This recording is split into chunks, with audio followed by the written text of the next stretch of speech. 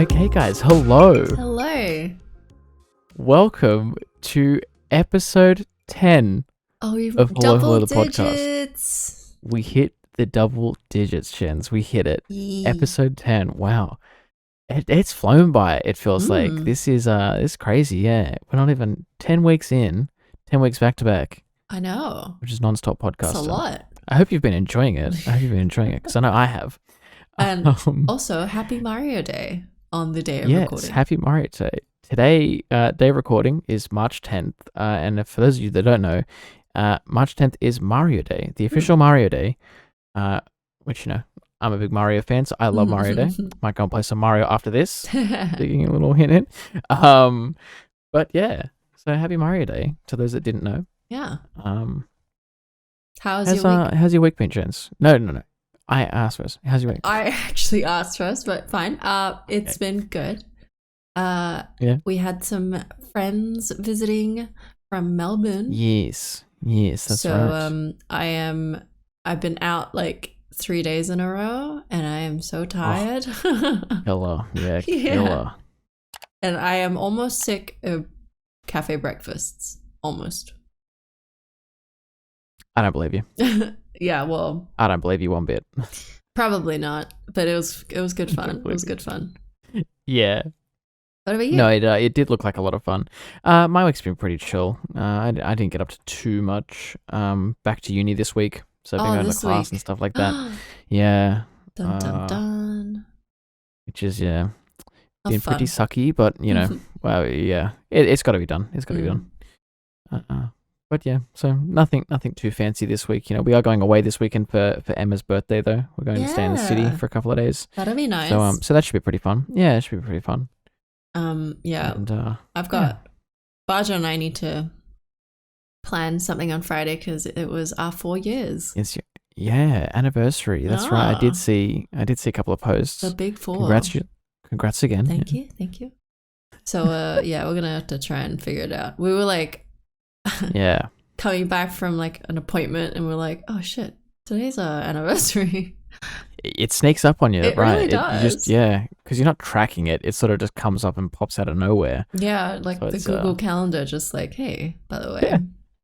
Remember, mine does that, except for like sort of irrelevant days. Like, hey, remember this random day that you went to a rave like 3 years ago? What? Do you remember when you got flash? Like, it tells me like, hey, do you remember this trip to Moore Park? Oh wow! And it's like, oh thanks, Google. No. It does it every year though. It tells me that I went to Japan, and it's like, hey, remember this trip to Tokyo? Here's this photo. That's like, depressing. Oh, thank you. Yeah. Like I would like to be Read there, the room. But thanks for reminding me. No, it's But I guess we can start getting into today's topics. We don't have too much to talk about this week. It's gonna be a chill, quiet episode. We're gonna do sort of a chiller one. Yeah, very WandaVision heavy towards the end. So I hope you guys have all Queen. I hope you guys have all seen poor Queen. Only Queen. The only one that we know that hasn't seen it yet. I'm sure there are plenty of others out there that haven't watched it. But I guess if you guys haven't seen the WandaVision, just don't start it. Go too far. Start it. Start it. Also, just before we head into the news, today we found out that PAX Australia is going to be going on. Yes. Well, again, knock on wood. Obviously. Knock on wood. But at least, PAX Australia are pretty adamant that they are going to be able to hold an event this year. They've set dates. They've set a location again. You know, so they're locking a lot of things in. Yeah. I wonder if I think they're limiting capacity from what I've read. You would have to. Yeah, I'm sure you would have to. Almost every event that has been going on that at least I know of in Sydney has had limited capacity to some degree. Yeah. So like, you know, sporting events or like Emma's sister went to the Mardi Gras celebration that they had at the SCG and like they limited capacity there and things like that. So I feel like they would have to limit capacity. They would have to, yeah. Yeah, well... But it's going to be interesting how they figure out all the sort of international, I guess... I don't reckon any international will come. Yeah, but it's like, you know, obviously Xbox isn't Australian and things like that. And I know they have an Australian sort of division and whatnot, but I still feel like like to international, hold the booths? corporates and things. Yeah. Right.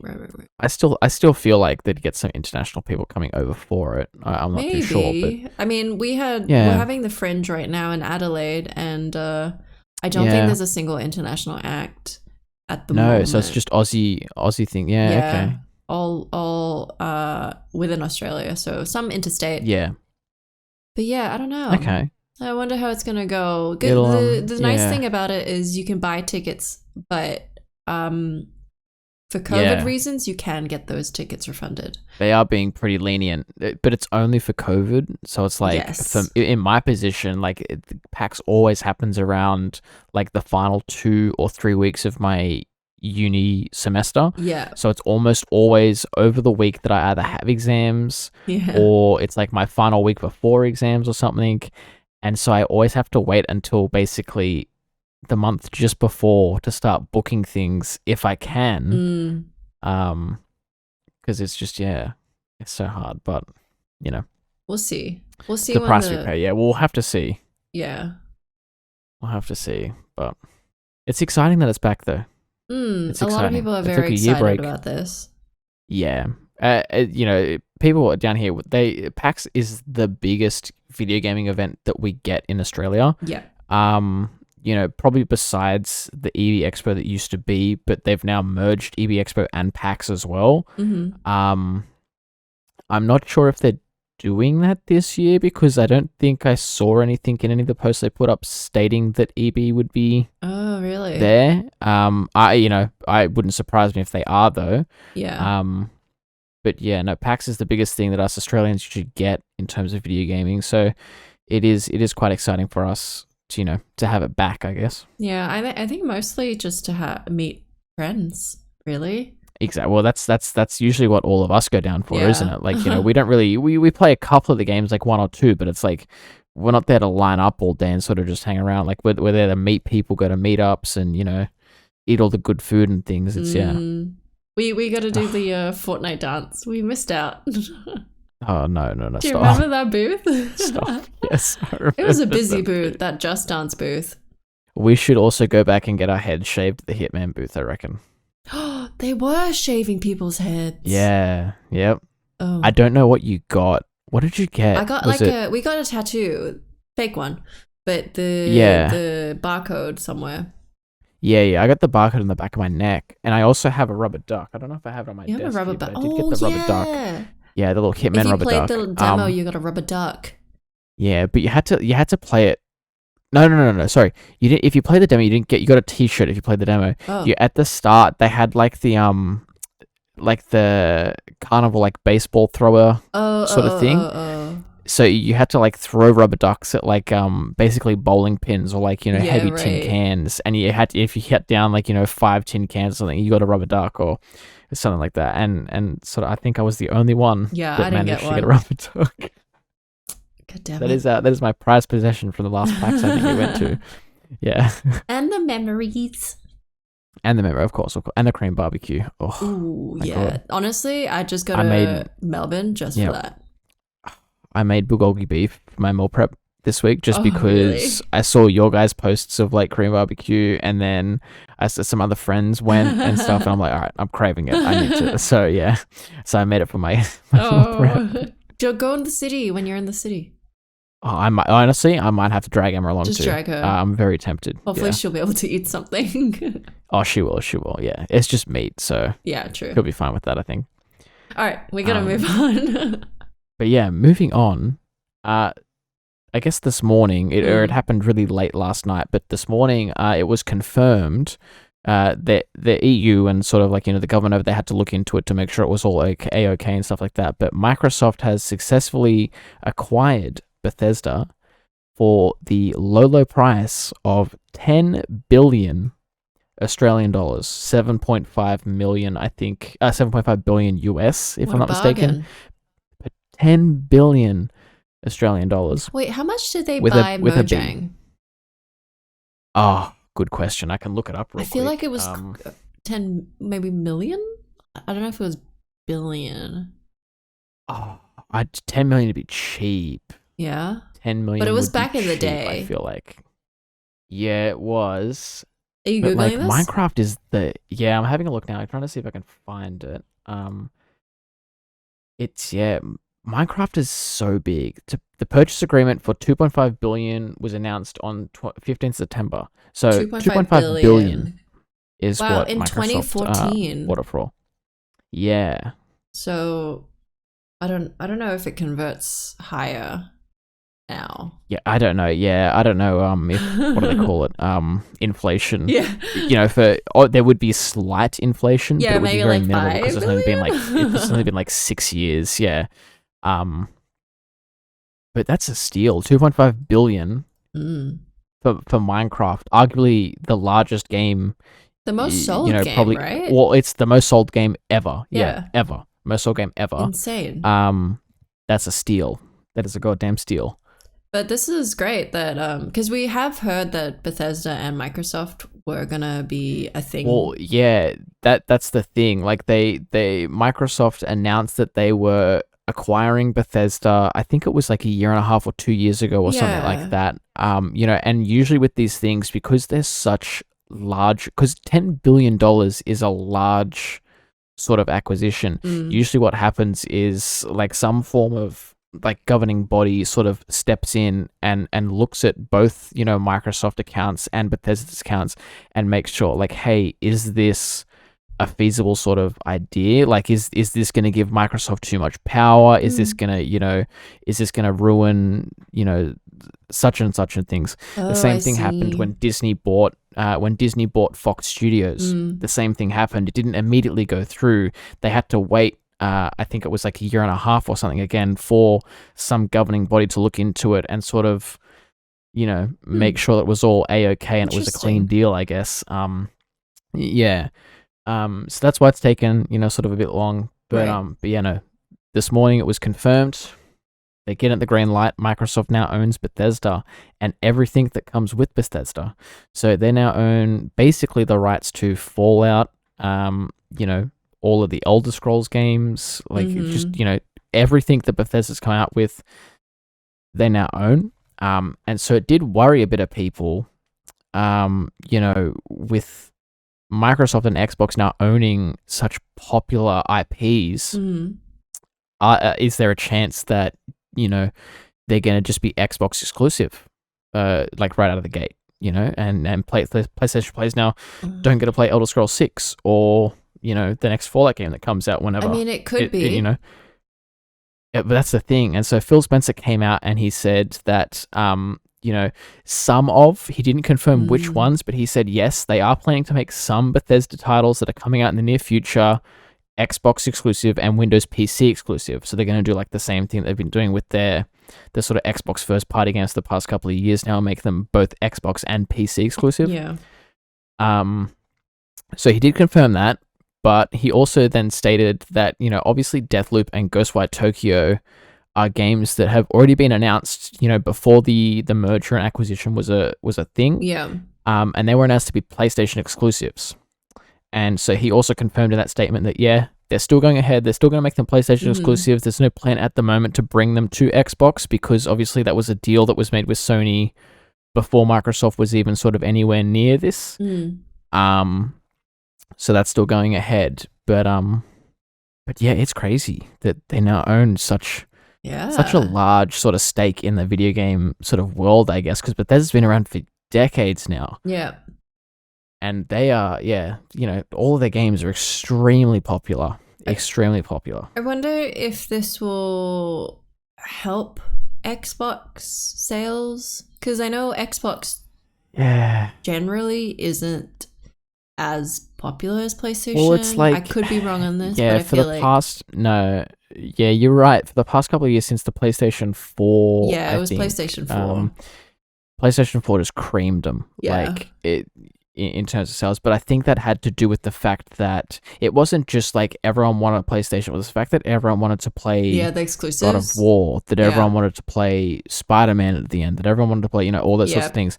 And so that's what Microsoft's trying to do here. They're trying to strengthen their sort of lineup of first-party exclusive games so that people are more invested in getting an Xbox or, you know, a Microsoft sort of device. Yeah.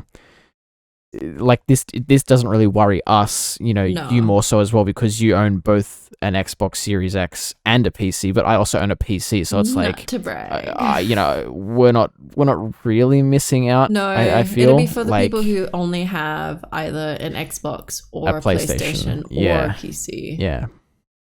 Yeah. But yeah, so that's the thing. See, you gotta.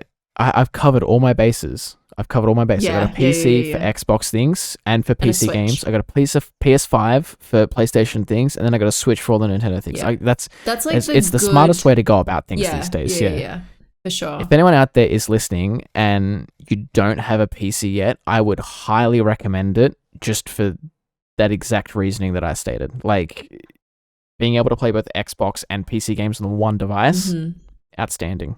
And there's just like a lot of games on PC. Yeah, there's so much. It's just that's what I've been telling. That's what I told Emma as well. Like, we just built Emma's PC, you know, about a month ago now. Yeah. And I've already sent her, I don't know how many links for games that are on sale for, like, you know, 80% off or something like that. And she's like, it's insane to me that such high quality games, you know, are $20. Like, I got to buy Resident Evil 2, the remake. Oh yeah. It was like $23 or something like that. And it's like, that is an outstanding game for $23. That's, you know, a bargain. Yeah. So it's, you know, I digress. Recommend it. Consider it if you can. If you can financially, then yes. Yeah, exactly.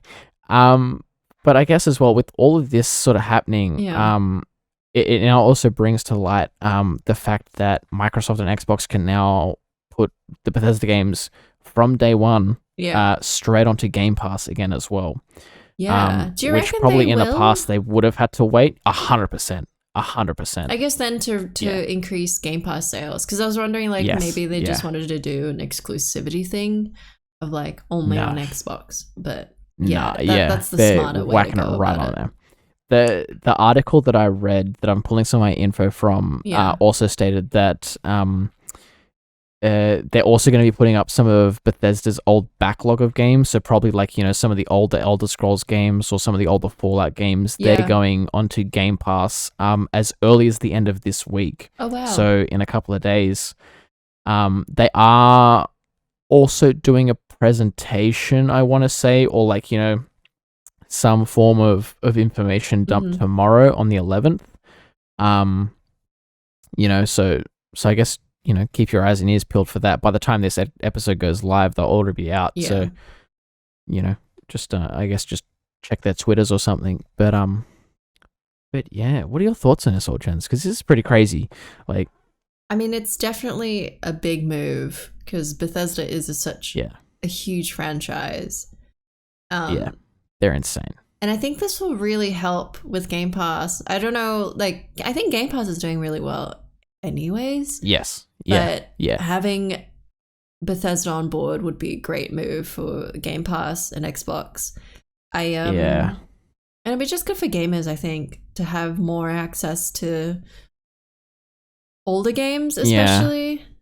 And, like, see, I feel like having said things about Game Pass as well, I feel like Microsoft could not have launched Game Pass at a better time, just purely on coincidence, because they released it, I think, like, a year before COVID and sort of all the lockdowns started to happen and things like that. And so you're telling me that everyone in the world is going to be trapped inside for, like, you know, 3, 4, 5 months at a time with nothing to do but sit in front of their TV and play video games, watch movies all day. Like, their sales are going to go through the roof. Yeah. Just based on that Game fact. Pass like, has been such a solid... They would have been so lucky. Yeah. Subscription that I just... And it's not that expensive for it's really how many not. games they've got. Yeah. For how much I pay each month for Netflix, it's... I think it's roughly the same price, honestly. Like, give or take $1 or $2. Yeah. It's roughly the same price. And you get so much, you know, so much content through that. It's, Yeah. And it's always changing, like Netflix too. So you just, you know... You never sort of run out of things to play. It's just like, like, at the same time, I'm like, how many subscriptions do I have? Like, I'm too scared to look into it. I'm too scared to look into it. Yeah. I think Steven and I calculated one day and was like, oh. You think about if you calculate it like per month, you're spending like $150 on all these subscription services. Yeah. God damn, bro. Yeah. And it's like that's more than what you'd be paying for cable TV. True. Like, but cable TV is so shit these days. I feel. Yeah. Like, I feel like there's nothing on it to sort of drag me away from streaming services. And like, especially with things like WandaVision and all these really high budget TV shows that are coming to streaming services now. They just yeah. Yeah, Disney, like, I've said this before, but we always usually cancel our Disney Plus as soon as Mandalorian was done.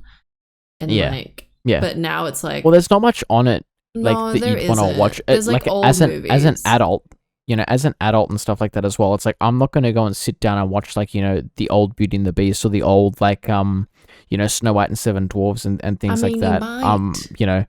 I might, but it's like the one thing I did watch a lot of was Simpsons. I started watching a fair bit of The Simpsons again. That was on there. That was pretty good. But now they've also brought Star to Disney Plus, which sort of, I guess, entices people to keep their subscription for longer because there's more sort of adult things on there, I guess. Yeah. So, having said that, I did check out Star and it wasn't. I don't know what Star is. I don't know why they call it Star, but it's like it's the new category on Disney Plus. Oh, right. It's like it collects basically all of Disney's sort of backlog of movies that they've done. So there's like a bunch of like old Disney TV show movies on there. There's a bunch of like mainly a lot of the Fox properties that they now own the rights to that I said like a couple of minutes ago. Like, so the Deadpool movies are on there, the X-Men movies are on there, Wolverine movies are on there, all that sort of stuff. Borat is on there. Really? So it's like, yeah, which is quite weird to see on a Disney service, I guess, like it's quite strange, but yeah, I guess having said that, we can sort of move and segue nicely into our next topic. Did you want to kick this one off, Jenz? Sure. So this is your warning for WandaVision, because we're going to be talking about the finale and the climax, the pinnacle, a big one. Yeah, it was a chonker of an episode. Yeah. So thank you so much for listening. We'll see you guys next week. And for those who have seen it, what were your thoughts? What did you find? How did you find it? Initially, I feel like it was quite a busy episode, and I think that's the one thing that I didn't enjoy about it. I don't know. I felt like they just had too many loose ends that they had made throughout the season, and to give themselves, I think it was like a 50-minute runtime or something like that. To give themselves, or it might have even been a little bit less at like 46. But to give themselves such a short runtime, to sort of wrap everything up neatly, I think was a bit ambitious. Because I feel like it was just a little bit too messy, and it's like, I don't know. I did enjoy it overall as a package. Like, it was quite a good way, I felt, to wrap up the season that was WandaVision. But it just, I don't know, something sort of stuck out to me. I don't know if it's just the fact that it was very quick and very like, there was just always something going on. To try and keep it all succinct, I guess. But I definitely understand that. I feel do you like get where I'm coming from? Yeah. It wasn't my favorite episode. No, yeah. And I'm wondering if it's just purely because it was a finale where they had to finish it and round it all up like in a little nice package. A nice little package with a bow on top. Yep. Yeah. So, but given all of that, it was still like, it was still a good episode where it had, I feel like it had, I feel like it had everything as well. Like, there was action, there was a bit of comedy, and then right at the end there was a lot of like heartache and, sort sadness. of a lot of like sadness, and I guess, and then it also kept you engaged because there was not one but two post-credit scenes. Yes. Did you see both of them? I have seen both of them. Yeah. So luckily this week, I expected there to be a mid-credit scene, or I guess a post-credit scene after the initial credits that are stylized like for the TV show, but then it goes into like the extended credits where it sort of shows, I think, in all the other languages, I guess. Yeah. All the credits in other languages and things. And there's another post-credit scene right after that, which I was very surprised at. Like, I was not expecting there to be another one right at the end of sort of the other credits, I guess. But yeah, we'll get into that a bit later. I guess, sort of a quick synopsis of the episode, which is the first thing that sort of stuck out to me was the fact that it kicked off right from the end of episode 8. Yeah. Like, I mean, to the second, right from the end. So it was pretty much that was the first thing to me. Yeah, yeah. Basically, you're gonna watch episodes 8 and 9 back to back if you can. Yes. But it's and that was the first thing that stuck out to me. I was like, oh shit, they're going into this quick. Yeah. Like, there's no lead up. There's no like, they're on the clock and they know it. Yeah.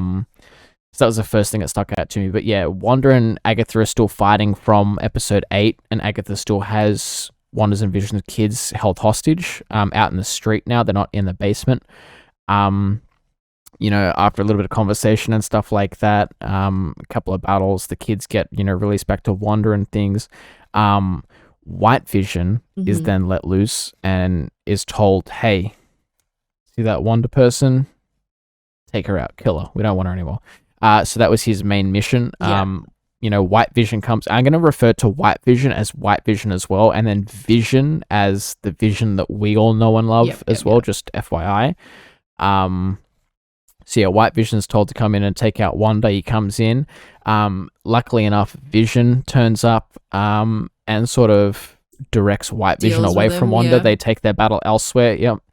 As Wanda and Agatha's sort of battle continues, to sort of, going back and forth with just like, little snippets and sort of hits and stuff like that. The Vision and White Vision are sort of fighting across town. They're flying through the air. And then they end up in the library, which is where sort of one of the big, I guess, bombshells of the episode first happens. Vision brings up the thought experiment called the Ship of Thesis, which I'm not going to get into. I'm not going to get all philosophical and stuff at the moment. You can probably look it up if you wanted to. But it's basically just extremely relevant to their current situation in the fact that there's, two sorts of minds sort of battling out and stuff like that.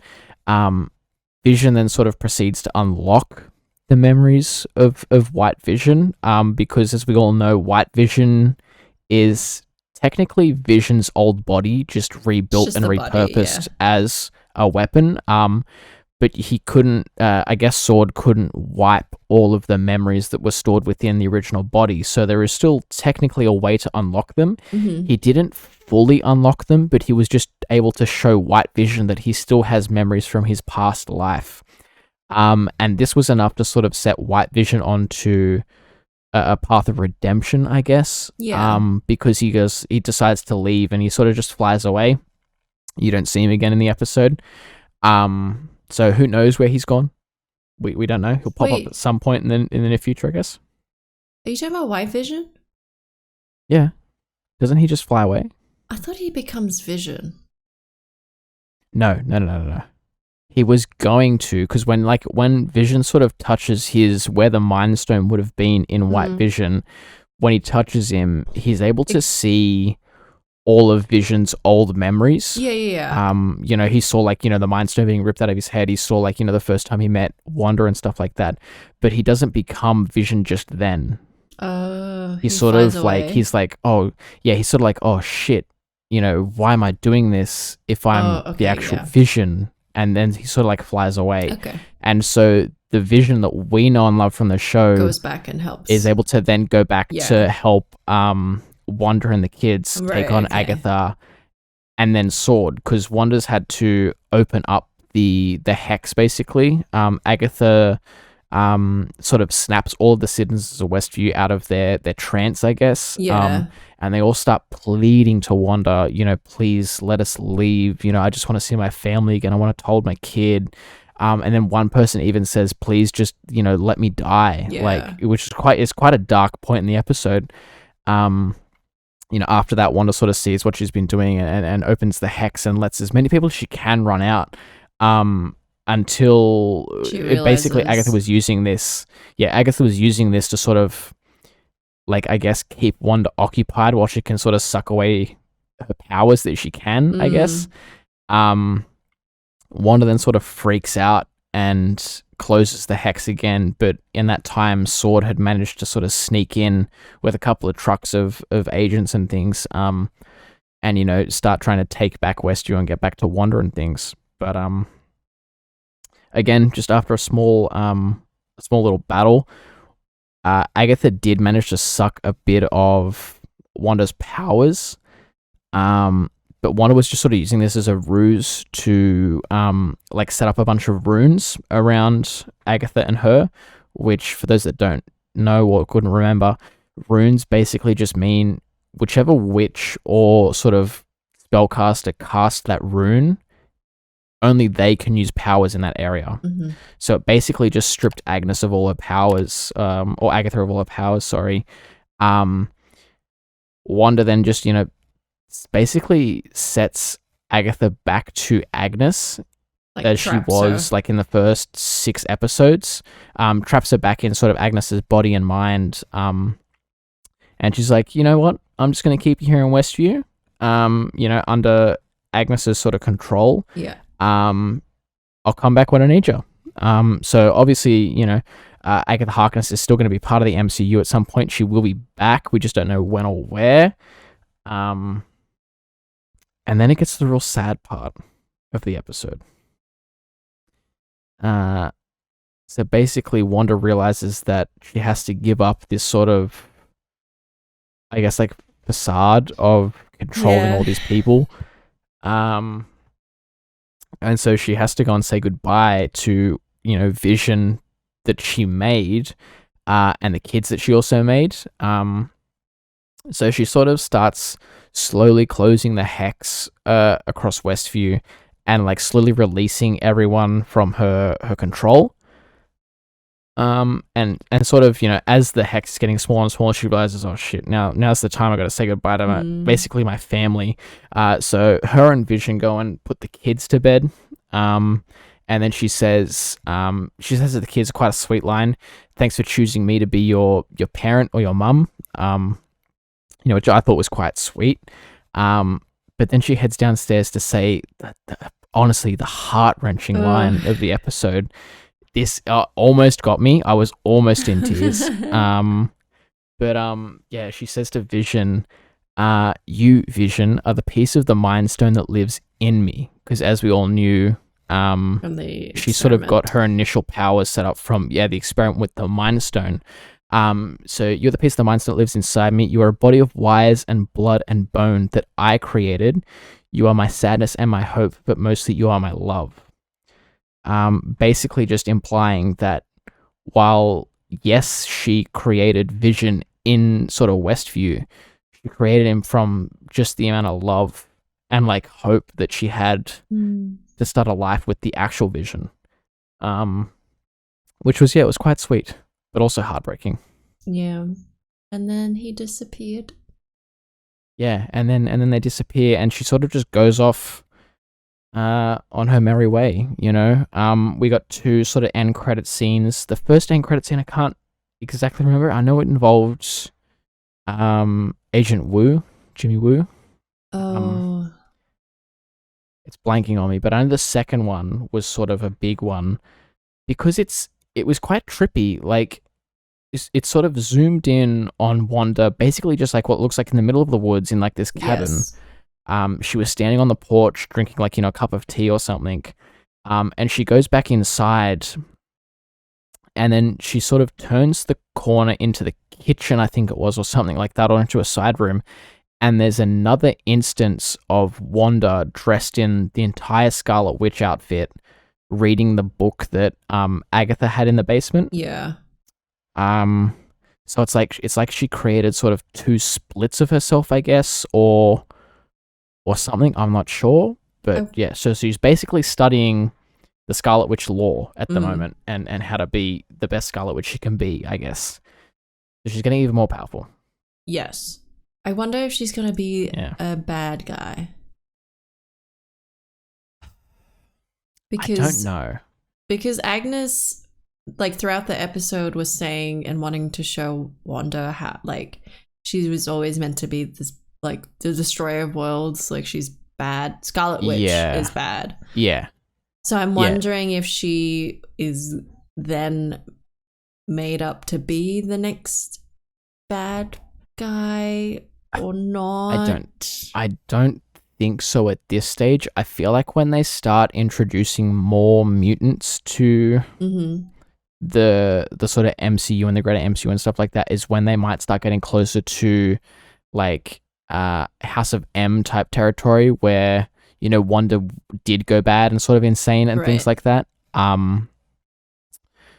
So I feel like they could do that, but that also was like, I feel like that was a big influence on this TV show, on the WandaVision TV show. I feel like House of M was a big influence in the fact that she was technically sort of the bad person for a good while, because we slowly found out that she was like controlling all of these people, you know, sort of for her own selfish benefit and stuff.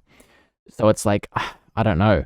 I feel like they would have to, if they really wanted to do a House of M storyline, they'd have to make her bad because she is like the focal point of it, basically. But yeah, I'd be really excited to see if they did do that, though. It'd be very interesting if she did. Yeah. Yeah. But yeah, alas, that was the end of the episode. And now we wait a week till the next series starts.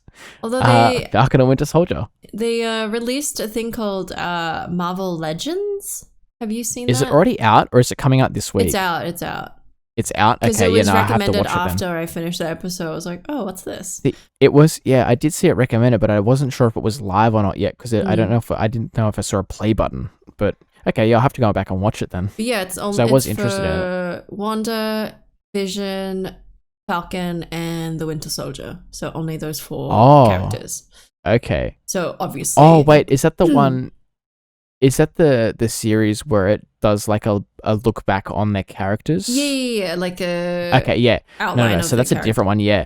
So yeah, they're doing that for the start of every Marvel TV show, right at the start. So the Vision and Wanda ones were already out right before. Oh, gotcha. WandaVision So they started. just updated it for Falcon. And so they just updated it for Falcon and Winter Soldier. So that it's basically so that because it's been 2 years technically since we've had sort of like these characters back, they're just doing it as like a little character refresh to see. It's a good character. You can sort of see like maybe their motivations, or you know, or what they might be, you know, sort of planning to do for the season and things. But it's so there is another show coming, I think this week. I think on the Friday they're going to release it, the behind the scenes one. Yeah, that's the one I'm waiting for.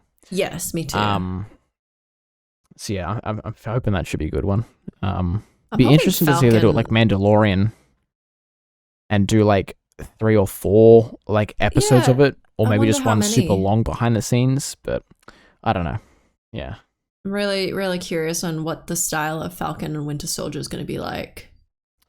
Yeah, I feel like it's going to be very similar to... Yeah, it's obviously going to be very action heavy, but I feel like it's going to be quite similar to the Winter Soldier. In the fact that it's going to be sort of very espionage-y, like Captain America Winter Soldier, I mean, like the movie. Yeah, the movie. So it's going to be very like sort of espionage-y, or like, you know, spy sort of, like, you know, it's going to have that sort of vibe, I feel. I don't know. Yeah. I'd be very excited if that was the vibe they're going for, because Winter Soldier is one of the best sort of standalone movies in the MCU. I feel like just because of that sort of premise, I guess, like, you know, making it very espionage and political and like, you know, sort of thriller like. It was really cool. Yeah, I need to. Steven's not sure if he liked it. I was like, what? Didn't like WandaVision? Winter Soldier. Oh, come on, man. Right? I think he's getting it wrong. It's one of the best. Because it was so good. I feel like he's getting it mixed up with maybe the first Captain America movie or something. Maybe, I don't know, but or like Civil War, maybe, I don't know. But that it's honestly one of the best, like standalone films, I think, for sure, no doubt in my mind. Yeah. But again, to each their own. Yeah. To each their own. I guess then, do you want to wrap up with your sort of final thoughts for WandaVision as an overall series, I guess, Jenz? Overall, I absolutely loved it. It was so good, from like production value to effects to the characters, the script, everything. It was great. And I love what's her name? Elizabeth Olsen. Elizabeth Olsen, this one, And Vision. I don't know what Vision's name is in real life. Paul Bettany. His name is. They both are great. Their chemistry's great, and I love seeing that more. Yeah. I thought Agnes was amazing as a. She was. She played her role. Like, she played her role perfectly. Yes. Like in the first, 5 or 6 episodes or whatever. Basically, just subverting all your thoughts about what's happening and how she might even have any sort of ploy in all of this. Like, she at the start, she didn't seem like a bad person at all. No, I didn't get any inkling of that. Yeah. And so it was good to see her like sort of just flip on her head right at the end there. It was great. But I feel like I'm the same as you. I feel like I'm the same as you. I loved it as an overall series. It was great. There was a lot of sort of standout episodes compared to some others, Yeah. Like some others I'd prefer to watch again, and some I wouldn't. But as an overall series, it was great. I feel like it gave a lot of good insight into sort of Wanda as a character and Vision as a character as well. Totally. More so Wanda, obviously, but because we haven't really had a chance or an opportunity to see her sort of on her own or quite vulnerable, I guess, because she's always been with the Avengers, so she's always sort of had a team around her and things, and she's not so she doesn't get much screen time. I think this would be her perfect way to do her standalone thing. So I really enjoyed that aspect of it. Getting more character background and backstory and things was great, and then we got a bunch more lore, and it's set up. I feel like the perfect setup for the future of the MCU, because this was the launch of Phase 4, I think, or like sort of the real sort of kicking off point for a lot of what's going to be happening in the MCU for the next 3 years. It was real good, real exciting. Good job, Disney. I enjoyed it. Yeah, well done. Not that you needed any more pats on the back, but no. Good job. But yeah, I guess that's it for this week. Yeah. Do you think there's going to be a season 2?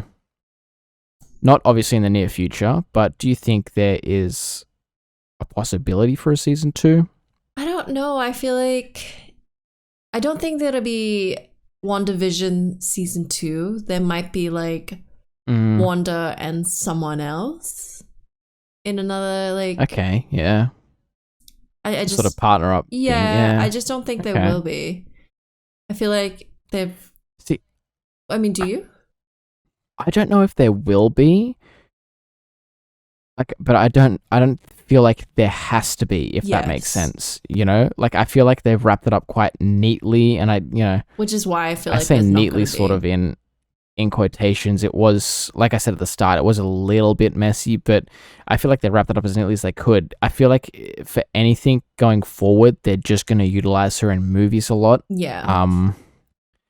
I don't know if a second season would be a good format for it, because I feel like a second season of her being solely Scarlet Witch is a lot to sort of put on the shoulders of a TV show. I feel like that would be very, sort of very well put for like a movie sort of situation, I guess. Sitting down for 2.5 hours and watching Scarlet Witch go at it, I feel like it's going to be a lot more enjoyable than watching 30-minute episodes for 6 weeks or 7 weeks in a row. But, who knows? It could possibly happen. It might not. We're not sure. Maybe. Yeah. But I guess. But yeah, I guess that can wrap us up for the week. Yeah. Yeah. Episode 10 done. Thank you. Thank you for listening for 10 weeks in a row, guys. Yeah. Thank you, Jenz, for joining and talking to me for about an hour each week for 10 weeks in a row. It's been great. I loved it. It has. Yeah, I've really been enjoying myself, and hopefully keep doing this for a long, long time. Yeah. We'll see you in I guess episode 20 in another 10 weeks. Yee. Yeah. But alas, thank you guys for listening this week. Thank you guys for watching on the YouTube side as well. We appreciate it. Make sure to like, subscribe, like it, do all the funky things. Rate us on iTunes if you can. Oh yes. All that jazz. And yeah, thank you. And I guess we'll see you next week. Goodbye.